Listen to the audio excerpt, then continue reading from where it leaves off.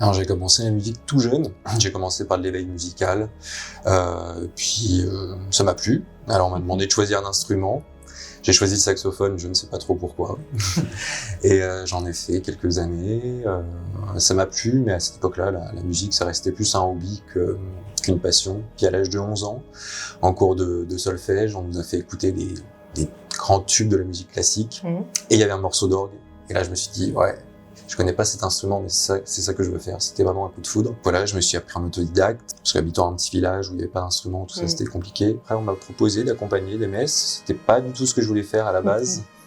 Mais bon, je me suis dit, pourquoi pas. Et au final, c'est ça qui m'a permis, en fait, d'avoir des ouvertures de portes, des moyens de jouer sur des vrais orgues. J'ai fait 2 ans de conservatoire à Poitiers, parce que je suis originaire de Poitiers. J'ai arrêté parce qu'avec mes études en fac de biologie, c'était plus possible. Mais je continue toujours pour le plaisir, quoi.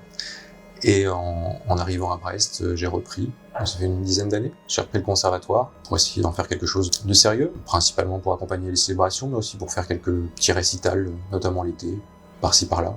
Et donc Pierre-Marie m'a contacté après, c'était en 2019, fin 2019, il me semble. Ouais. Et donc l'aventure du trio commence pour toi donc. Oui. En 2019. Voilà, une aventure qui aurait dû durer juste une journée normalement, enfin juste pour un concert. Ouais. Et puis oui. Ah ouais. Et alors finalement, quelles ont été tes motivations pour intégrer ce projet? Quand Pierre-Marie t'a contacté, tu t'es dit donc un concert et puis après c'est fini. Oui, mais il y avait la curiosité en fait, parce que bon, dès qu'il y a moyen de faire de la musique avec d'autres personnes, surtout sur des répertoires que je connais pas, ça m'intrigue. Et donc je me suis dit pourquoi pas. J'avais quand même des doutes sur ce que j'étais capable de faire dans ce répertoire-là qui m'était complètement inconnu. Donc je lui ai dit, tu m'envoies les partitions et puis je vois si c'est faisable de monter ça en l'espace de quelques mois. Et il me fait, mais il n'y a pas de partition. Comment ça? Moi qui viens d'un parcours très classique, je dis, mais il y a forcément des partitions.